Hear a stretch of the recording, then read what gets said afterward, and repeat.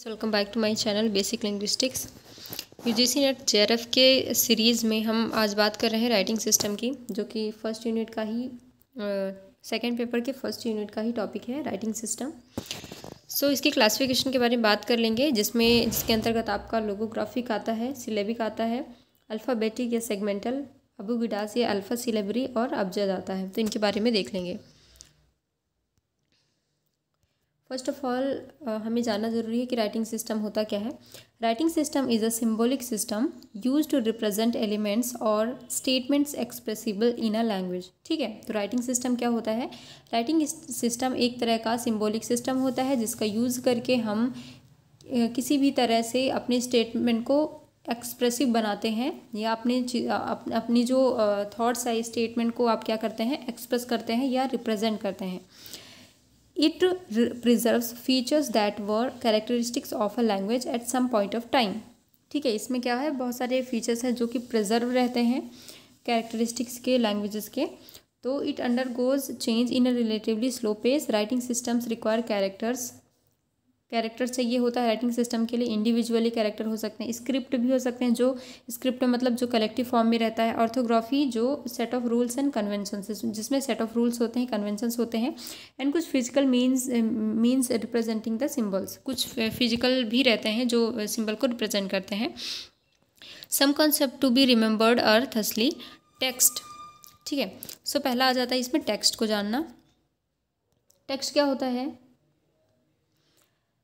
Text is the individual product of writing. ठीक है, text is the individual product of writing. आप कभी भी किसी टेक्स्ट की बात करते हैं तो वो क्या होता है? टेक्स्ट एक इंडिविजुअल प्रोडक्ट होता है राइटिंग की। जब उसको बाइंड करके आप एक इंडिविजुअल प्रोडक्ट की फॉर्म में ला देते हो वो टेक्स्ट बन जाता है। ग्राफीम क्या है?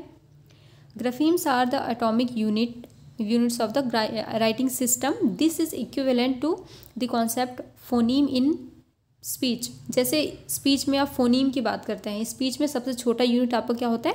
फोनीम होता है। उसी तरह एक राइटिंग सिस्टम में उसका सबसे छोटा या एटॉमिक यूनिट आपका ग्राफीम कहलाता है। अगर आप राइटिंग सिस्टम की सबसे छोटी यूनिट की बात करेंगे तो आपका ग्राफीम हो जाएगा। एलोग्राफ क्या होता है? एलोग्राफ आर वेरिएंट्स ऑफ अ ग्राफीम। ग्राफीम जो हमने अभी बात करी, ठीक है, ग्राफीम, तो ग्राफीम का ही एक वेरिएंट पार्ट होता है जिसको हम एलोग्राफ कहते हैं।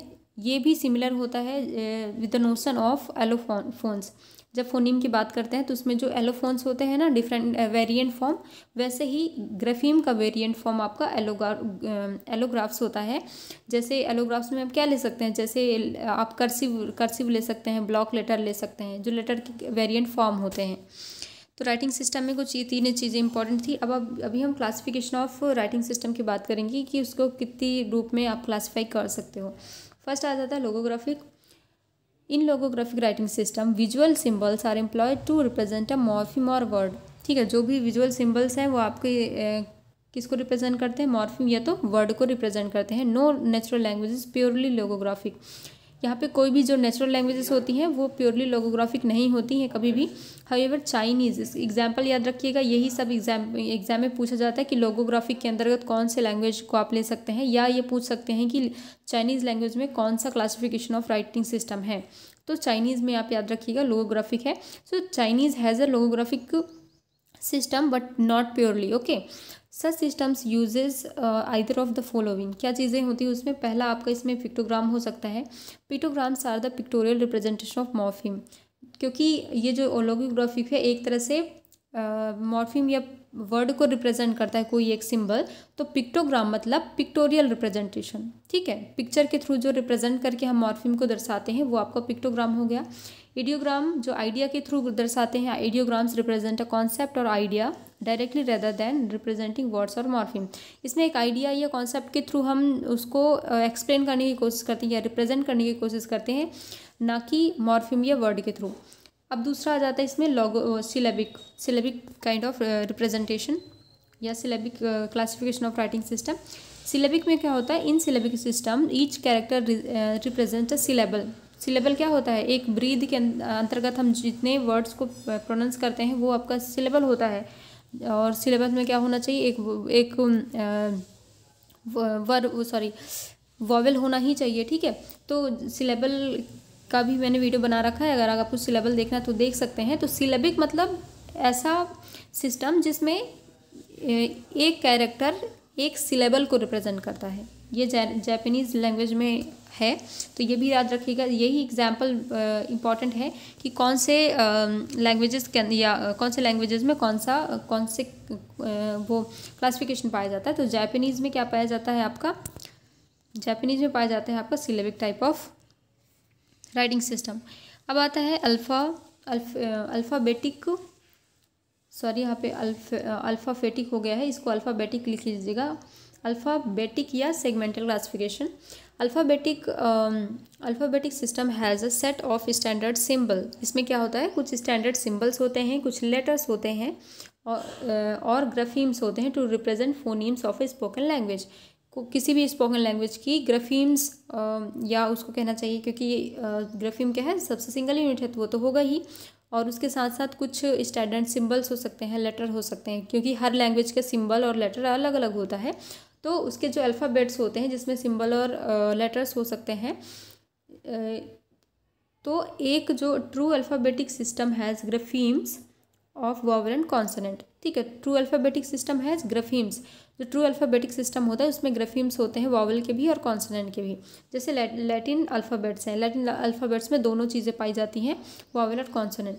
अब आता है अबूगिडास, जिसको हम alpha syllabary kind of classification भी बोलते हैं। अबूगिडास में क्या होता है, इट इज़ अ सेगमेंटल और alphabetic writing system in which consonant vowel sequences are written as a single unit. इसमें क्या होता है, कॉन्सोनेंट और वॉवल का एक सीक्वेंस, ठीक है, कॉन्सोनेंट और वॉवल का एक सीक्वेंस, मतलब कॉन्सोनेंट वॉवल दोनों होंगे, इसका एक सीक्वेंस बनेगा और यही क्या करेगा, एक सिंगल यूनिट की तरह काम करेगा, सिंगल यूनिट की तरह।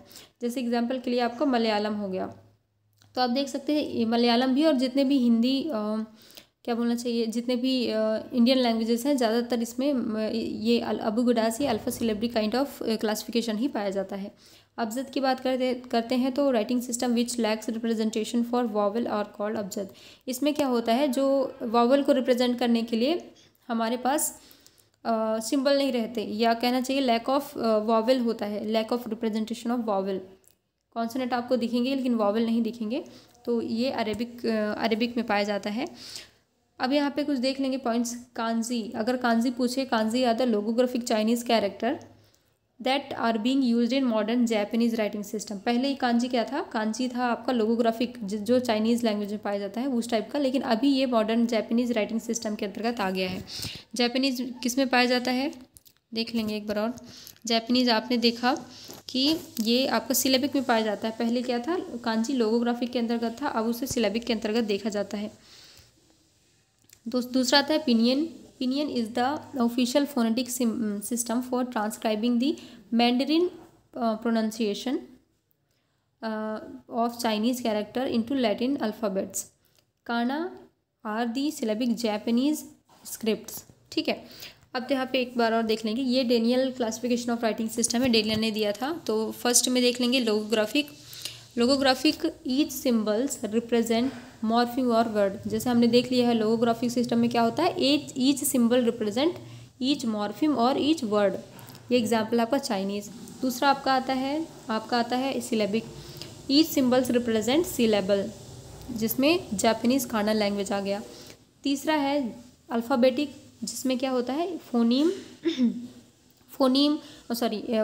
हो सकते हैं। Each syllable represent one phoneme. ठीक है, एक सिलेबल क्या करेगा, एक सिंबल एक एक फोनीम को रिप्रेजेंट करेगा, या तो कॉन्सोनेंट हो सकता है या वॉवल हो सकता है। ये लैटिन अल्फ़ाबेट्स में है। फिर अबजद है, अबजद फोनीम कॉन्सोनेंट्स। इसमें क्योंकि लैक ऑफ वॉवल होता है इसलिए इसमें सिर्फ कॉन्सोनेंट को रिप्रेजेंट करता है, अरेबिक लैंग्वेज। फिर अबूगिडास ये फोनीम कॉन्सोनेंट प्लस वॉवल, इसमें दोनों पाए जाते हैं इंडियन लैंग्वेज जितने भी है, जिसमें मलयालम का एग्जांपल हमने देखा था। फीचरल, इसमें each symbol represent phonetic feature जो जब हम कॉन्सोनेंट और वॉवल की बात करते हैं, कभी भी डिस्टिंक्टिव फीचर्स भी हैं, आप वहाँ पे देख के समझ सकते हैं कि फोनेटिक फीचर्स को ये डिनोट करता है या रिप्रेजेंट करता है। इसका एग्जांपल है कोरियन। तो कुछ इस प्रकार से क्लासिफिकेशन है डेनियल के अकॉर्डिंग। आई होप आप लोग को पसंद आई होगी मेरी वीडियोज़। अगर पसंद आती है तो प्लीज़ सब्सक्राइब करें।